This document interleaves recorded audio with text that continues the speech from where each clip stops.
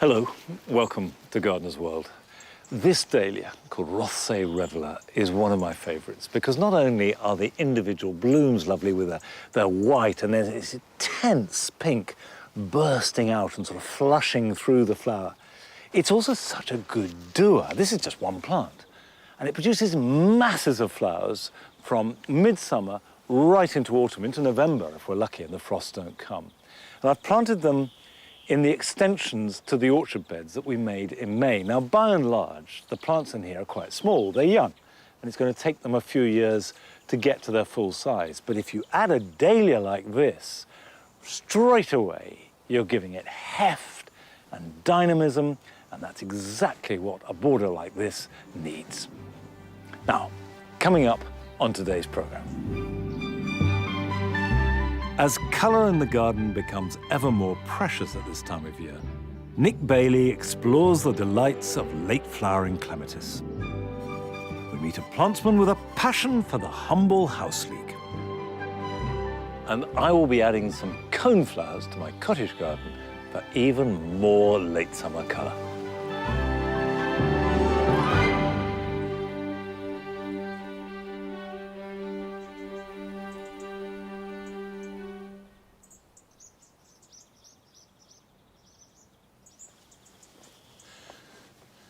The herb garden has been performing wonderfully well, and like all herb gardens, it doesn't need very much attention to both look good and supply you with lots of herbs. But it's important now to give it a little bit of attention, because otherwise, even though it will go on looking fine for another few months, there's a real danger it'll suffer as soon as the weather turns. Now, you've still got lots of flowers on things like this marjoram, and the bees love it, so I don't want to cut those back. This is time, it's finished flowering. It was beautiful when it was in flower and the bees loved it. But you can see if you don't cut it back, this is what happens. That has all died back. Thyme hates shade of any kind, even from itself. So at the very least, go across the top like this. And I can tell you the smell as I do this is really exotic and lovely. It smells of hot sun. And get in there and cut out the dead material. Thyme is actually a shrub, and it wants to become woody. So to keep a supply of really nice, soft leaves, you've got to keep cutting that shrub back. Okay, let's get in there. And if you're thinking of making a herb bed or herb garden, resist any temptation to improve the soil in any way. If anything, you want to make it worse, and they will grow much better for it.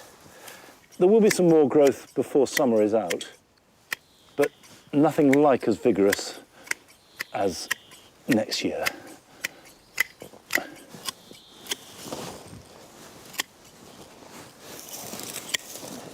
I will have to do this again, but I don't want to take it all off straight away because I want to have more leaves.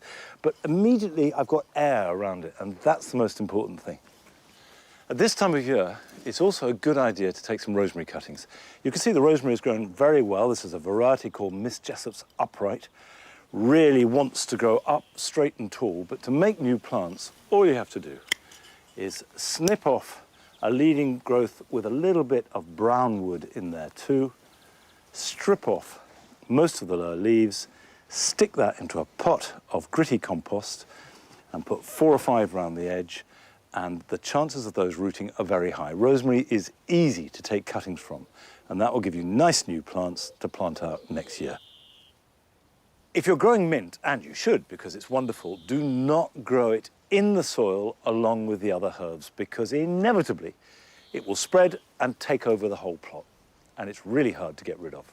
And another tip is if you're growing different varieties of mint, grow them in separate containers, because if you put them in one pot, the flavours intermingle and muddy each other, and you end up with one sort of vaguely minty taste, other than the lovely distinctive flavours you get if you grow them separately.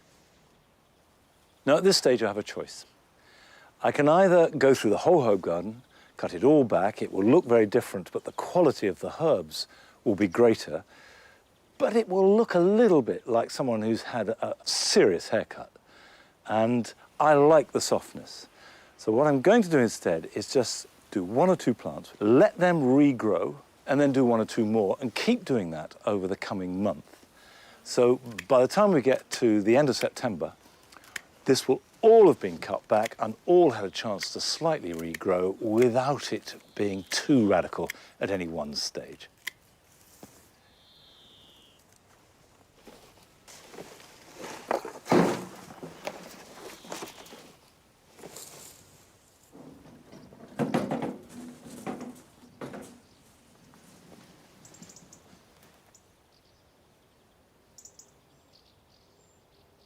I think it's been a great year for clematis. And earlier on this summer, Nick showed us Group 1, which includes Clematis alpina and montana, and they're all at their best round about April, early May. And there was Group 2, which are the big flowering ones, which look superb in early June, going on to about the beginning of July, and then they're taken over by another group. And this is what he's looking at now. He's gone to Coton Manor in Northamptonshire to see the rather unromantically named Group 3 clematis. Well, they may not have a fancy name, but I think they are exquisitely beautiful.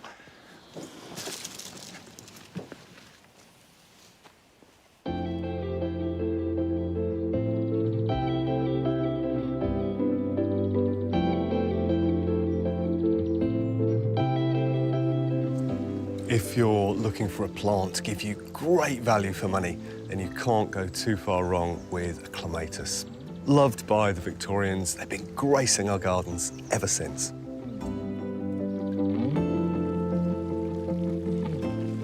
Unlike their Group 1 and 2 brethren, which are fairly short flowering, Group 3 go all the way from midsummer right on until autumn. And I think you'll agree that amongst them, there are some real showstoppers.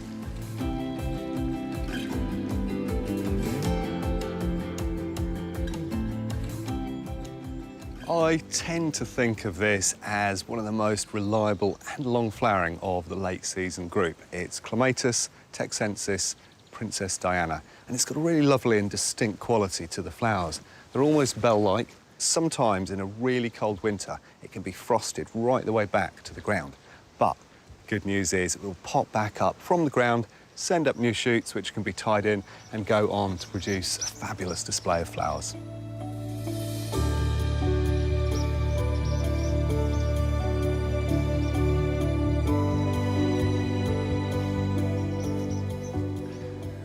I think this is one of the best Group 3s. It's Clematis Prince Charles. And you can see in this situation, it's growing in blazing sunshine, but it's incredibly adaptable. So if you've got a difficult area in the garden, like a north wall, it will absolutely thrive there. Now, in a single season, it'll put up about 3 metres of growth. But the very best thing about this particular cultivar is it will flank the whole wall with flowers all the way down. So you get that beautiful curtain of blooms.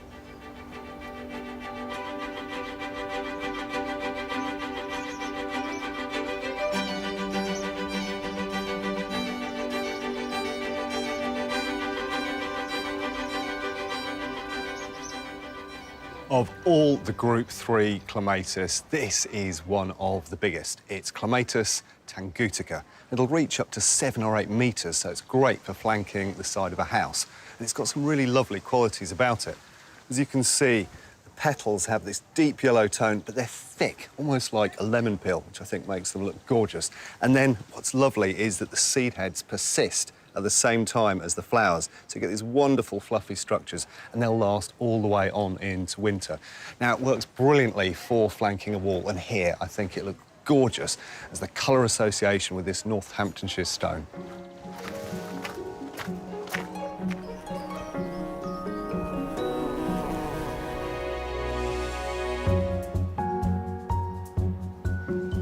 Clematis Pearl de Jour is one of the most popular of all the Group 3 varieties, and for good reason. It's a fantastic plant that blooms over a really long period. Now, like all the Group 3s, it can take the standard pruning, and the recommended advice is to take them down to 30 or 40 centimetres from the ground in about February time. But you can take a very different approach to the pruning, and this is something that I regularly do. With this plant and several of the other Group 3s, you can leave them and only prune them every other year. And that way you get a bigger plant and a lot more flower. just don't forget when you pruned it. Now, something that's going on here that's particularly lovely is an association. So just beside the clematis is Hydrangea paniculata limelight. And I think those beautiful limey tones just work so well with those blue lavender tones of the clematis.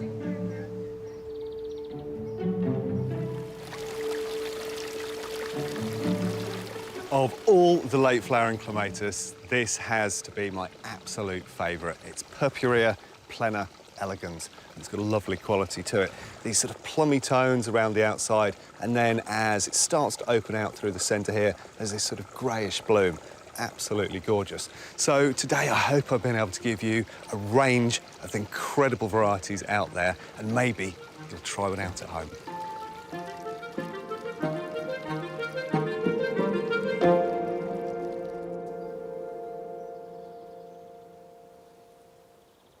We've mainly used Group 3 clematis here in the Jewel Garden because the colours go so well with all the other rich oranges and purples and caramels that you get at the end of August and on into September. And as Nick said, Pearl d'Azur, which I've got here and on the other side of the garden, is an absolute stunner. There's so many to choose from, but this has to be one of my favourites.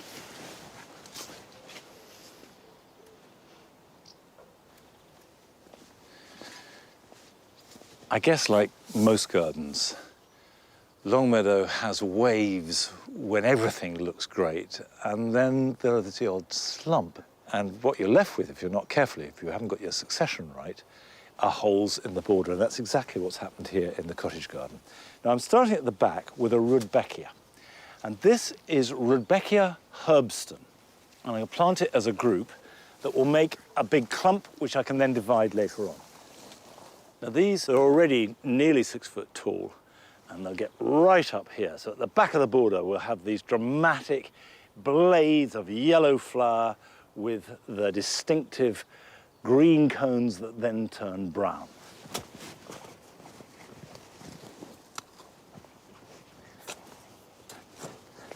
When you're planting groups, I often find it easier to dig one big hole and then place them around the outside. I usually do that with roses, and apart from anything else, it starts you thinking of them as a group rather than as 3 separate plants. And they will meet happily in the middle. So I put that on the outside.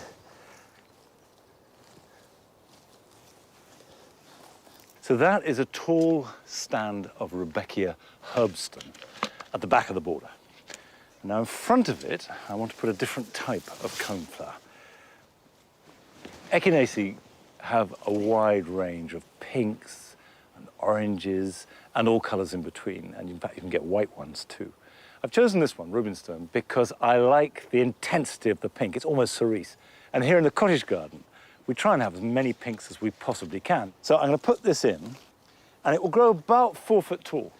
If you've got free-draining soil and you can put them in good sunshine, they will last about 4 years, but they're not going to last forever. They are short-lived perennials. Now, these I am going to plant individually.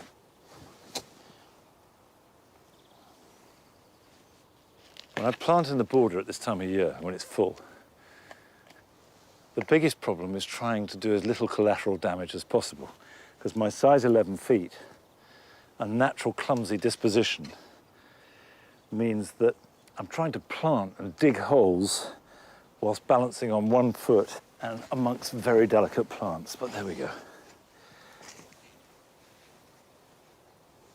This is Rudbeckia Goldston. As you can see, it's got very strong flowers on multi-stems, but is much shorter than herbston. Grows to about 4 foot tall. So this will go nearer the front, one there like that, and one where my spade is like that. That will set up the tiers. It's not often nowadays, actually, I get a plant that is so tightly wedged in the pot. There you go. And you can see those roots are going round and round. That's a classic definition of a pot-bound plant. It's not the end of the world, not a disaster. All you do is just break it. Don't try and untangle it, and that will stimulate regrowth that will grow out into the soil. There you go. That's all you have to do. And then we'll pop that in there. water them in really well. Give them a soak. Well, they do give instant colour. Obviously, these will grow and bulk out and fill the space more naturally. But if you want late season colour that's fabulous for insects and butterflies, you can do no better than coneflowers, whether it be the giant Rudbeckia or the smaller forms, and there are many Rudbeckias you can buy, or the lovely Echinacea, which are a little bit more fragile. They don't last so long, and there's always a sense that you're lucky to have them, but boy, are they beautiful. Almost a question of chuck it all in, and it will sort itself out and be at home. But there are some people who like to focus their interests much more narrowly and really concentrate on one group or species of plant. And we've been down to Devon to meet a man whose particular passion is the humble house leek.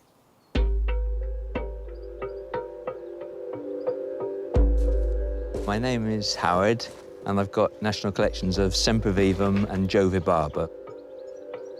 Any day you go down and look at them, or any time you look at them, they look beautiful. They're just lovely to look at all the time.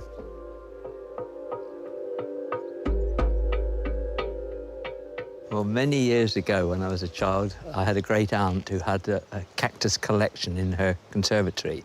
And one of the cacti she thought was one called the cobweb cactus, which is this plant here, Sempervivum arachnoideum. But later I found that they weren't, in fact, cacti. They were alpine mountain plants and hardy, and I could keep them outside rather than try and find greenhouse space for them. That's when I started, and through the whole of my life, I have kept them going and gradually accumulated more and more. Sempervivum means always alive because they're such hardy little plants. And arachnoideum is to do with spiders because it looks like it's got a spider web over all of the rosettes. Well, the cobwebs are formed from little stretchy hairs that connect the leaf tips. And then as the plant grows, these stretch rather than break. And it results in this cobweb-like pattern. It's probably protective to some extent, either against water loss or intense light, perhaps. Common names of these plants are house leeks, which is really, it's nothing to do with leeks, but they were traditionally grown on house roofs to protect against lightning and witches and various things. And I think the name just means it's a useful plant that grows on or around the house. They can also be called hen and chickens. They quite often will look like a mother hen with all her babies clustering around her. They're mountain plants, so they're capable of resisting all sorts of adverse conditions. In the mountains, they'll be under snow for the winter and frozen solid. They'll have torrential rain in the rainy seasons, and then they'll have baking sunlight when it's hot, and they can cope with all these things, provided they've got good drainage, of course.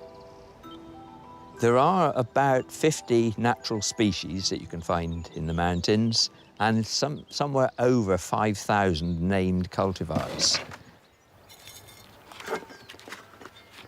My collection has been up to several thousand, but it's gradually specialising and reducing to the ones that I like the best and which I can look after. My favourite plant of all, really, is Sempervivum calcareum, a cultivar called Extra, which originated in the Hungarian Botanic Gardens. But that's a nice, large, tough plant, and it always shows the symmetry of the rosettes to a very clear extent. Plants that grow closely to the ground, especially rosette shape, it's important that successive leaves don't overlap each other. And there's one particular angle, 137.5 degrees, which means that no matter how many leaves it produces, there will never be one exactly at the same angle as another one. So this gives them maximum exposure to sunlight.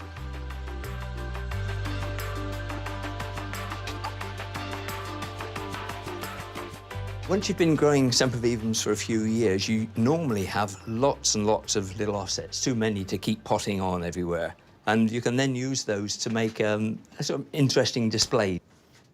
Well, what I'm aiming for is a group like this, which is just a random mixture of plants. And after a year or so, they'll grow together and make this lovely tapestry, like a jewellery case of different colour plants. Just tuck them into the surface of the soil so that they're sitting upright.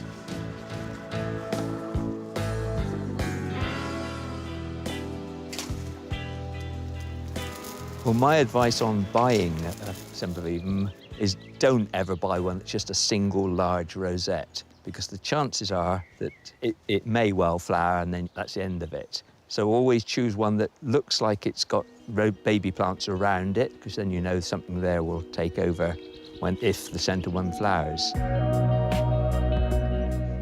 There are a number of cultivars that I particularly like. I have named a few in my time growing them, which I think are particularly distinctive. Things like green ice is one that I introduced. And I've got another bright red one, which I just call gorgeous, because it really is. I love them, and it's nice when people come along and say, oh, they look good, or it's like picking sweets from a sweet shop. There's just so many different coloured varieties that have a big smile on their face, because I think they are plants that do make you smile, which is nice, and they certainly make me smile internally, at least, every time I look at them.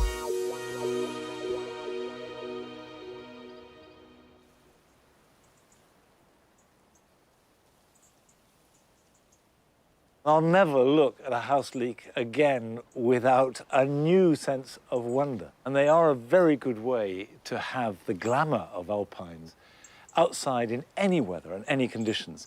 These succulents, of course, are out in the summer, but they go back under glass before the first frosts, and the Ioniums and the Echeveras will not really tolerate much frost at all. They won't take a lot of wet either. They do like to be kept bone dry all winter. But in your average British summer, they're quite happy outside.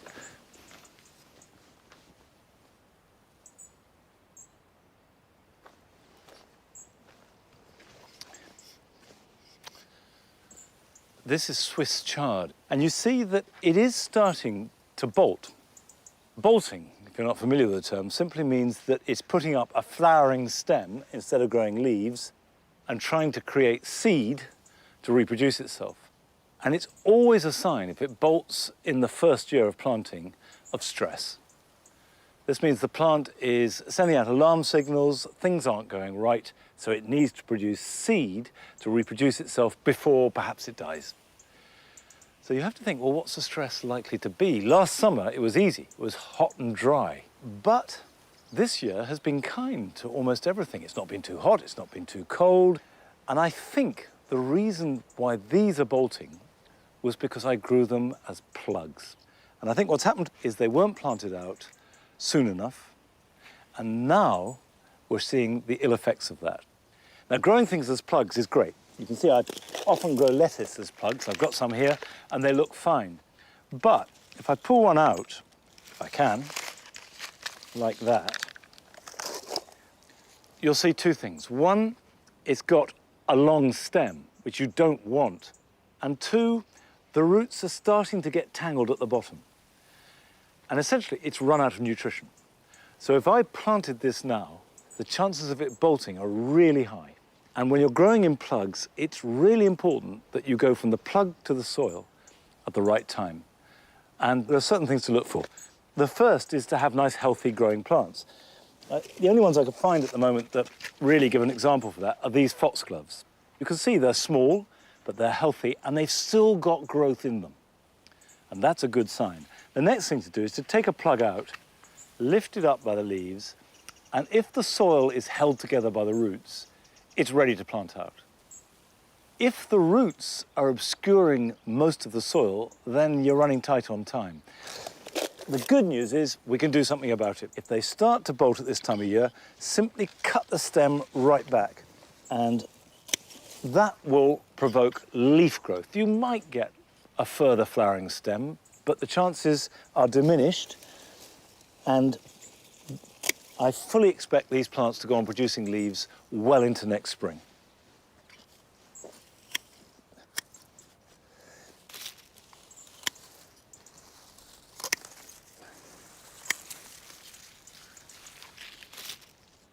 Okay, this is an important job to do, but here are some more jobs for you this weekend.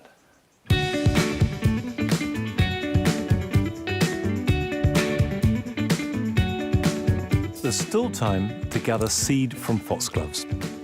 Have a paper bag at the ready, cut the flowering stem, and then turn it upside down into the bag. The seeds are absolutely minute. and you should scatter them immediately onto a seed tray, and they'll germinate in about 2 weeks. And then you can overwinter the small plants to plant out next spring. As Alchemilla mollis flowers brown and fade, they should be cut back, but don't just remove the flowering stems. Cut all the foliage right back to the ground. This lets light and air into the plant, and very quickly, fresh new leaves will appear. Summer fruiting raspberries have now finished their harvest and can be pruned ready for next year. All the brown canes can be cut down to the ground and removed. What remains is going to carry next year's crop. Thin these so each plant has 5 or 6 strong shoots, and tie these firmly into support. And they're ready to overwinter and start flowering next spring.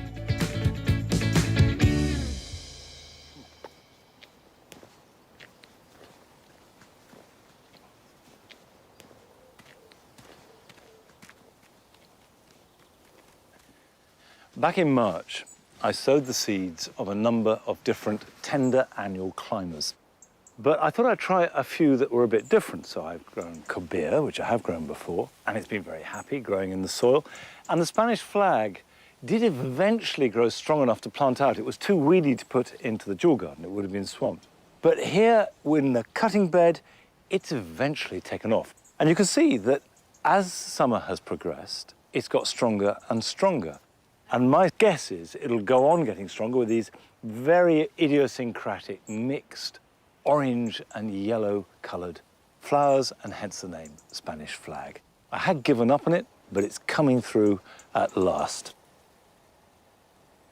These gladioli are here for no other reason but for cut flowers. And I have mixed feelings about gladioli because when I was a child, my mother used to grow them in a cut flower bed with dahlias, and that was the only place there were gladioli or dahlias.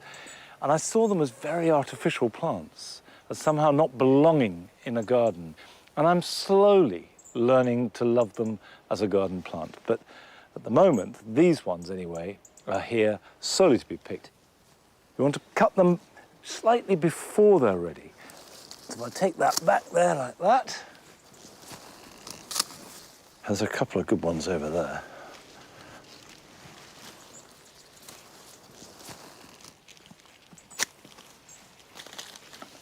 I think that's enough.